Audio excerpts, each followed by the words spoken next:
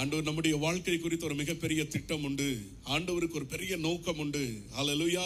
பல நேரங்களில் நாம் நம்மை குறித்த தேவ திட்டத்தை நாம் விளங்கிக் கொள்ளுகிறது மிக குறைவு. ஆனால் யார் ஒருவர் தேவ நோக்கத்தை அறிந்து கொள்ளுகிறார்களோ அதற்கென்று தங்களுடைய வாழ்க்கை முழுவதுமே ஒப்பு கொடுக்க ஒருவதும் தயங்குவதில்லை. ஹல்லேலூயா, ஹல்லேலூயா. நம்ம பிறந்தோம், வாழ்ந்தோம், வளர்ந்தோம், ஏதோ வீடு கட்டணும், படித்தோம், பெரிய பதவிகளிலே வந்தோம், பிள்ளைகளை பெற்றெடுத்தோம் என்பது மாத்திரம் நம்முடைய வாழ்க்கையினுடைய நோக்கம் அல்ல. இது இந்த உலகத்திற்குரியது என்பதை நாம் ஆழமாய் அறிந்து கொள்ள வேண்டும். தேவன் இந்த பூமியிலே அனுப்பின ஒவ்வொரு மனிதனை குறித்து தேவனுடைய ஒரு விசேஷமான திட்டம் உண்டு அப்படிங்கிறதை எப்பொழுது நாம் அறிந்து கொள்கிறோமோ, தேவ நோக்கம் என் வாழ்க்கையிலே ஒன்று உண்டு என்பதை அறிந்த தேவ மனிதர்கள் அதற்காகவே தங்களுடைய வாழ்க்கையை முழுவதுமாய் ஒப்பு கொடுத்ததை வேதத்திலிருந்தும் அநேகருடைய வாழ்க்கையிலிருந்து நாம் அறிந்து கொள்ள முடியும். எத்தனை பேர் இந்த காரியத்தை ஒத்துக்கொள்ளுகிறீங்க? ஹல்லேலூயா. ஒருவேளை இந்த காலவேளையிலே தேவன் நம்மோடு இப்படிப்பட்ட காரியங்களிலே இடைபடுவாரானால் நாமும் ஆயத்தம் உள்ளவர்களாய், ஆண்டவர் இந்த பூமியிலே நான் எதற்காக வாழுகிறேன், என் வாழ்க்கையினுடைய நோக்கம் என்ன, ஏன்னா இத்தனை வருடங்களா நான் சபைக்கு வருகிறேன், விசுவாசியா இருக்கிறேன், தேவன் எனக்கு நன்மைகளை செய்து கொண்டிருக்கிறார், ஜெபிக்கும் பொழுதெல்லாம் பதில் வந்தது, நான் துக்கப்படும் பொழுது, வேதனைப்படும் பொழுது, தேவனை நோக்கும் பொழுதெல்லாம் எனக்கு பதில் வந்து கொண்டிருக்கிறது. பிறந்து வளர்ந்த இவ்வளவு காலகட்டங்களிலும் தேவன் என்னை தாங்கி நடத்தினார், எனக்கு ஒரு சபையை கொடுத்தார், பராமரிக்கும்படியா நல்ல ஒரு ஊழியரை கொடுத்திருக்கிறார். இதெல்லாம் எனக்கு இருந்திருந்தும் ஏதோ இந்த பூமியில நான் வாழ்வதற்காக இந்த உலகத்திற்கான தேவைக்கு மாத்திரம்தான் இந்த நன்மையா அப்படின்னு நம்ம ஒரு பெரிய கேள்வியை தேவனிடத்துல வைத்தால் ஆண்டவர் சொல்றார், இல்ல, இதோட ஒரு பெரிய நோக்கம் நான் ஒவ்வொருத்தருக்காக வைத்திருக்கிறேன். அந்த நோக்கத்தை இந்த காலவளை நாம் அறிந்து கொள்ள வேண்டும் என்று தேவன் விரும்புகிறார். ஹல்லேலூயா. என்னை குறித்த தேவ நோக்கம் என்ன? தேவன் எதற்கென்று என் வாழ்க்கையில இவ்வளவு காரியங்களை செய்யணும்? நம்மை சுற்றி இத்தனை கோடிக்கணக்கான ஜனங்கள் வாழும் பொழுது, இத்தனை லட்சக்கணக்கான ஜனங்கள் தகுதியுள்ளவர்களும் யோகியர்களும் எல்லா விதமான வசதி வாய்ப்புகள் உள்ளவர்கள் இருந்திருந்தும் இந்த மேலான ரட்சிப்பை தேவன் என் வாழ்க்கையில தருவதற்கு காரணம் என்ன? இன்னைக்கு அநேகர் வயது கடந்து போனது, அநேக வாலிபர்கள் இருக்கிறோம், குடும்பங்களானவர்கள் இருக்கிறோம். ஆனால் தேவனிடத்தில் இந்த கேள்வியை நாம் வைத்தால் ஒருவருக்கும் நம்முடைய நோக்கத்தை அவர் வெளிப்படுத்த அவர் ஒருபோதும் தயங்குவதில்லை. ஏனென்றால் யார் ஒருவர் தேவ நோக்கம் என்ன என்பதை, என் வாழ்விற்கென்று தேவ நோக்கமும் திட்டமும் என்ன என்பதை அறிந்து கொள்ளுகிற வாஞ்சியோடு தேவனிடத்தில் போறாங்களோ அவர்களுக்கு அதை கர்த்தர் வெளிப்படுத்த அவர் உண்மையுள்ளவராக இருக்கிறார். அப்படிப்பட்ட சந்ததிகளை தான் தேவன் எதிர்நோக்கி இருக்கிறார் என்கிற வேதத்தில் நான் மிக தெளிவாய் அறிந்து கொள்ள முடியும். இந்த காலவெளியில வேதத்திலிருந்து 2 முக்கியமான நபர்களை நான் உங்களுக்கு காண்பிக்க விரும்புகிறேன். இது தேவ நோக்கம் என் வாழ்க்கையில என்ன என்பதை தெரிந்து கொண்டவர்கள், தனக்கு இருந்த சூழல்ல தேவனுக்காய் அதவே செய்து முடிக்க முழு வாழ்க்கையும் அவர்கள் ஒப்பு கொடுத்தார்கள். பேசப்படும் பொழுது ஒருவேளை அவர்களுடைய வாழ்க்கை மூலம் தேவன் நம்முடைய இருதயங்களை இடைபடுவாரானால் அதை ஜெபமாக மாற்றும் பொழுது அதை வாழ்க்கையிலே நமக்கும் அதை செயல்படுத்த ஒரு உண்மையுள்ள தேவனாய் இருக்கிறார். நான் சொல்றது எத்தனை பேருக்கு புரிகிறது? ஏதோ ஒரு பிரசங்கமா கேட்க வேண்டாம், இதை பேசப்படும் பொழுது ஜெபமாவே கேளுங்க. உள்ளத்துல தொடப்படுமானால் ஆண்டவர்கிட்ட சொல்லுங்க, எனக்கும் அதை உதவி செய்யுங்க ஆண்டவரே, என்னோடு நீங்க பேசுங்க, என் வாழ்க்கையை மாற்றுங்கன்னு சொல்லி ஒரு பெரிய ஆவலோடு இருந்தால் அது எந்த வயதினராய் இருந்தாலும் எல்லாரையும் பயன்படுத்த, எல்லாரையும் தொட கர்த்தர் உண்மையுள்ள தேவனாய் இருக்கிறார். ஹல்லேலூயா. எல்லாரும் அப்படியே கண்களை மூடி உள்ளத்தின் ஆழத்திலிருந்து ஆண்டவரை பார்த்து சொல்ல போறோம், என்னோடு பேசும் ஆண்டவரே. எடுத்தவர்கள் வாசிக்கலாம். எபிரேயர் 11வது அதிகாரம் அதனுடைய 24வது வசனம். எபிரேயர் 11வது அதிகாரம் 24வது வசனம்.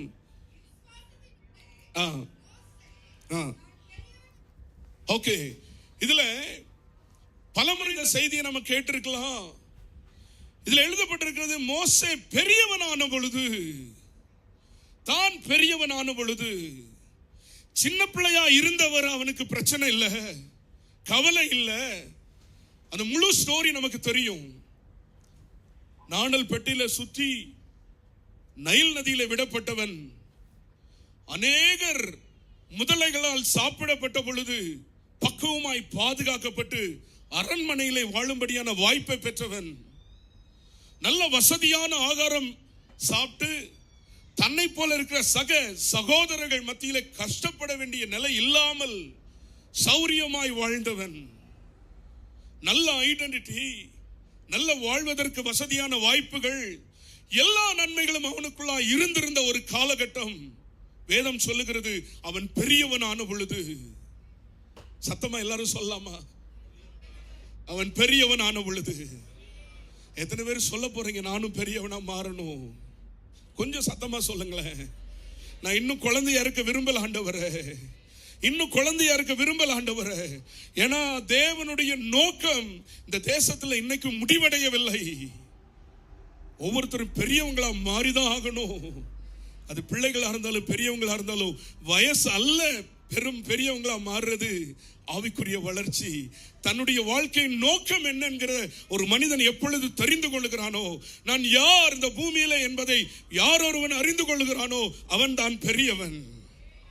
ஹல்லேலூயா. அவன் நல்லா சாப்பிடும் பொழுது, எல்லாரோடு ஓடி திரிந்து விளையாடும் பொழுது, அவனோடு கூட இருந்த பிறந்த சகோதரர்கள் அடிபடுகிறார்கள், வேதனைப்படுகிறார்கள், துக்கப்படுற நிலையில இவனுக்கு அந்த அறிவில்லை, புரிந்து கொள்ளக்கூடிய தன்மை இல்லை. ஆனால் அவனுக்கு தெரியும் நான் யாருங்கிறது அவனுக்கு தெரிந்திருந்தோம் தைரியமா இறங்க பலன் இல்லை. ஏன்னா அவன் சின்ன பிள்ளையா இருந்தான். இன்னைக்கு நம்மில் நிறைய பேர் அப்படிதான். இத்தனை வருடங்களாய் சபைக்கு வருகிறோம், பல வார்த்தைகள் மூலமாய் தேவன் நம்மோடு பேசுகிறார், ஆண்டவர் மறுபடி பேசுகிறார். அருமையான பாடலை பாடினோம். நான் உம்மை நம்புற ஆண்டவரே, நான் உம்மை நம்புகிறேன். இந்த நம்பிக்கையானது ஒருவேளை நமக்கு தேவையான அற்புதங்களை பெற்றுக் கொள்வதற்காகவே நாம் பயன்படுத்தி இருக்கிறோம். நமக்கு ஒரு நன்மை வேண்டும், ஒரு தலைவலி வயிறு வலி சரியாகணும், என் பிள்ளைகளுக்கு ஒரு நல்ல வாழ்க்கை அமைக்கப்பட வேண்டும், ஒருவேளை அவங்களுக்கு நல்ல ஒரு எதிர்காலத்தை கொடுக்கணும்னு சொல்லி ஆண்டவரை நம்புகிறதும் விசுவாசிக்கிறதும் நம்முடைய வாழ்க்கையா இன்னைக்கு வர இருந்திருக்கலாம். ஆனால் அவன் பெரியவனான பொழுது அந்த நம்பிக்கையை மாற்றிட்டான். தைரியமா இறங்க ஆரம்பித்தான். பார்வனுடைய ஆர்டருக்கு அவன் பயப்படல. ஒரு ராஜ்யமே தேசமே எதிர்த்து நிற்கும் என்று அறிந்திருந்தும் அவன் விசுவாசத்தோடு புறப்பட ஆரம்பித்தான்.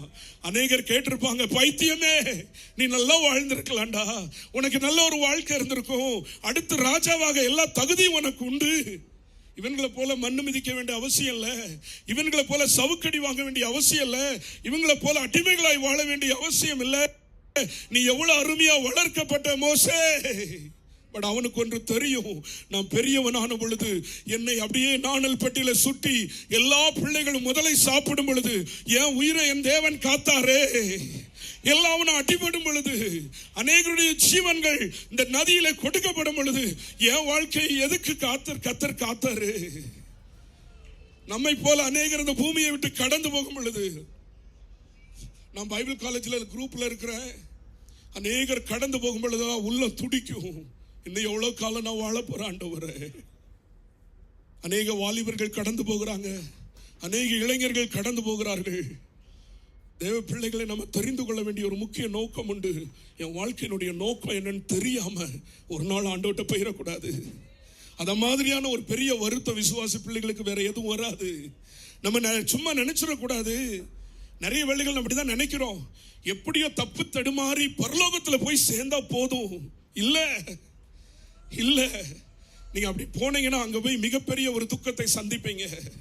ஹல்லேலூயா, ஹல்லேலூயா. இன்னைக்கு வயதானவர்கள் அநேகர் உண்டு. ஒருவேளை நீங்க நினைக்கலாம், என் டைம் இன்னும் ரொம்ப அதிகமாயிருச்சு, ஒருவேளை இனியும் நான் ஏதாவது செய்ய முடியும்னா முடியும். தேவனால் இன்னைக்கும் நம்மளை கொண்டு செய்ய வேண்டிய நோக்கத்தை நிறைவேற்ற தேவனால் கூடும். ஹல்லேலூயா, ஹல்லேலூயா. 3 காரியத்தை செய்தான், கீழே எழுதப்பட்டிருக்கிறது. முதலாவது, அவனுக்குள்ள செய்ய வேண்டிய சில மாற்றங்களை கொண்டு வந்தான். முதலாவது சொன்னான், நான் பாவம் செய்ய மாட்டேன். ஹல்லேலூயா. கீழே வாசிங்க 25வது வசனம். அநித்தியமான பாவ சந்தோஷங்களை அனுபவிப்பதை பார்க்க, இது அப்படியே சிம்பிளா நம்ம வச்சிருவோம். அநித்தியமான பாவ சந்தோஷத்தை நான் அனுபவிக்க மாட்டேன். எத்தனை பேர் சத்தமா சொல்ல போறீங்க? எல்லாம் கொஞ்சம் சைலண்டா மாறிட்டீங்க. பிள்ளைகள் எல்லாம் சேர்ந்து சொல்லலாமே, இந்த காலத்தில் இருக்கக்கூடிய அநித்தியமான பாவ சந்தோஷத்தை கொஞ்சம் சத்தமா சொல்லுங்களேன், சத்தமா சொல்லுங்க, வாயை திறந்து சொல்லுங்க. நான் திரும்ப சொல்றேன், அறியாத காலத்துல 6 வயது பையனாய் அதிகமா இருந்திருக்கா. 1வது படிச்சிருக்கேன், எனக்கு நல்ல ஞாபகம் இருக்கும். 1வது படிக்கும் போது எனக்கு நல்லா தெரியும், ஐ எம் a மிஷனரி. ஸ்கூல்ல நான் தைரியமா சொல்லியிருக்கேன், நான் ஒரு மிஷனரியா போவேன் அப்படின்னு சொல்லி. ஏன் அப்படி சொல்றேன்னா, சின்னஞ்சிறு வயதில் சத்தமா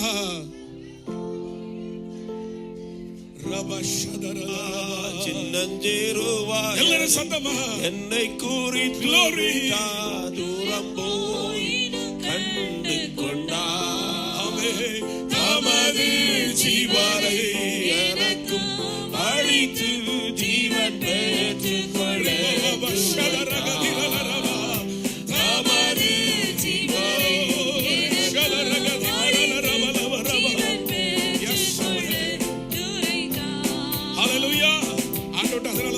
சொல்றேன். சொல்லுங்க, அநித்தியமான பாவ சந்தோஷத்தை நான் அனுபவிக்க மாட்டேன். கொஞ்சம் வாய் திறந்து சொல்லுங்களேன், கொஞ்சம் சத்தமா. ஆண்டவர் கேட்டுட்டுமே, ஆண்டவர் கேட்டுட்டுமே, சத்தமா சொல்லுங்களேன். அநித்தியமான பாவ சந்தோஷத்தை நான் அனுபவிக்க மாட்டேன். ஆனா தேவ பிள்ளைகளை போல நான் வாழ போறேன்.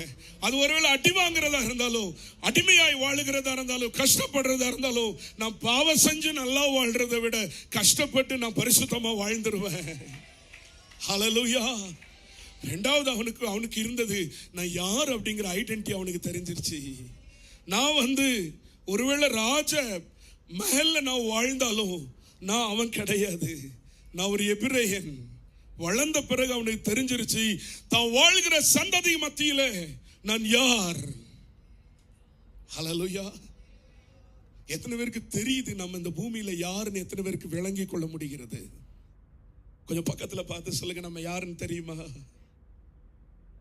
நம்ம ஊர்ல, நம்ம பட்டணத்துல நான் யாரு அவனுக்கு தெரிஞ்சிருச்சு. இதுவரை அவன் எபிரேயன் வெளியே சொல்ல கஷ்டப்பட்டு இருந்தாலும், அரண்மனையில் இருக்கும்போது தான் யாருங்கிறத பலமுறை மறைக்க முயற்சி இருந்திருந்தாலும், பெரியவனான பொழுது தைரியமா சொல்லிட்டான், நான் பரிசுத்தமான ஒரு சந்ததி. நான் உன்னோடு கூட உட்கார்ந்து சாராயம் குடிக்கிறவன் கிடையாது, உன்னை போல லவ் பண்ணி சைட் எடுத்து திரியறவன் கிடையாது. அவனுக்கு இவனுக்குள்ள வித்தியாசத்தை உண்டாக்க வேண்டிய ஒரு பெரிய சந்ததியா நான் எழும்ப போறேன். நான் இந்த எகிப்தியனுக்கு அடிமையாய் இருக்கும்படியாய் மாத்திரம் இருக்கிறவன் அல்ல.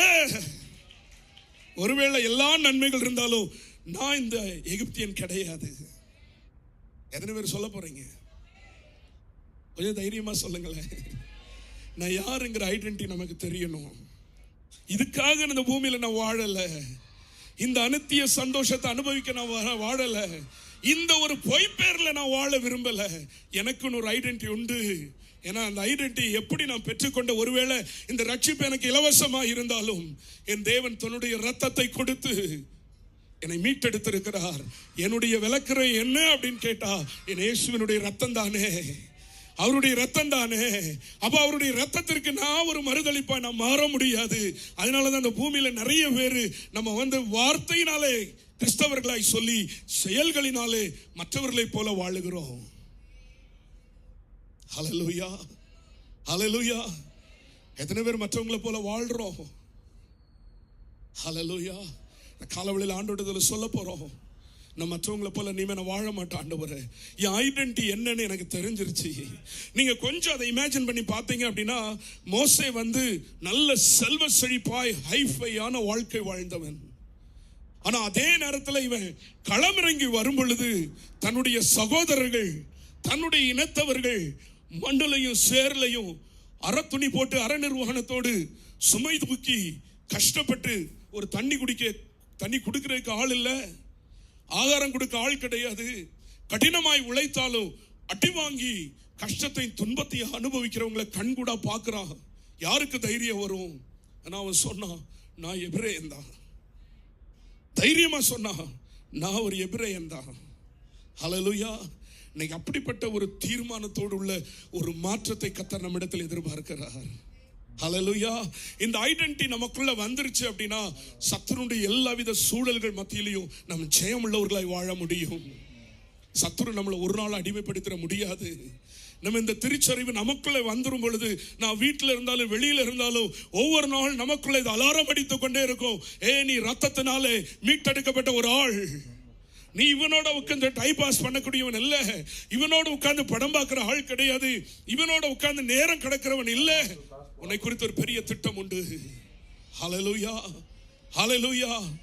அடுத்து மூன்றாவதாக, இனி வரும் பலன் மேல் நோக்கமாக இருந்து எல்லாவித எகிப்தின் பொக்கிஷங்களை விட்டுட்டு கிளம்பிட்டான். ஹல்லேலூயா, ஹல்லேலூயா. இதெல்லாம் இவன் செஞ்சு போனதுக்கு காரணம் என்ன தெரியுமா? ஒரு கூட்ட ஜனம் விடுவிக்கப்பட வேண்டும். ஏன்னா இது எங்க தொடங்கின திட்டம்?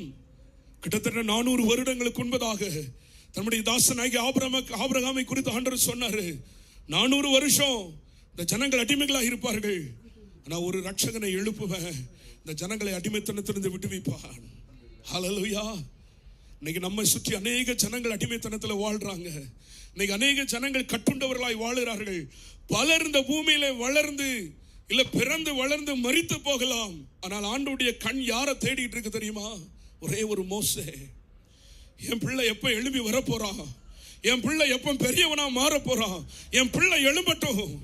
அநேக சவங்கள் நைல் நதியில் மிதக்கும் பொழுதும் அநேகர் அடி வாங்கி, ஐயோ ஆண்டவரே ஆண்டவரே என்னை காப்பாத்துங்கன்னு சொல்லுகிற வார்த்தை வெளிவர முடியாத அளவிற்கு பெருமூச்சுகளாய் தேவ சமூகத்தில் எட்டி கொண்டிருக்கும் பொழுதெல்லாம் ஆண்டோடைய உள்ளத்துல ஒரு பெரிய தேடல் இருந்தது.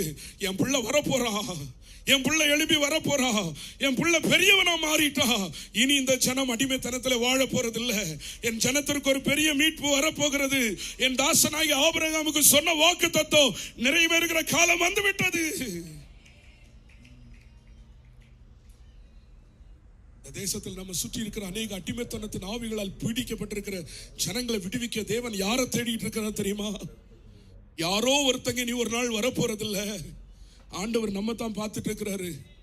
ஒவ்வொரு வாரமும் கூப்பிட்டு ஆராதிக்க வச்சு, விடுதலை கொடுத்து, செபிக்க வச்சு, வார்த்தைகளை கொடுத்து வளர்க்க விட்டு ஆண்டவர் எதிர்பார்க்கிறது, என் பிள்ளை இன்னைக்கு வளர்ந்துட மாட்டானா, என் பிள்ளைக்கு இன்னைக்கு ஒரு பெரியவனான அறிவு வந்துடாதா, என் பிள்ளைக்கு நான் தான் பெரியவன் ஆயிட்டேங்கிற ஒரு உணர்வு வந்துடாதாங்கிற ஒரு பெரிய எதிர்நோக்கோட தான் இன்னைக்கு உங்களை என்னையும் தேவன் பார்த்து கொண்டிருக்கிறார்.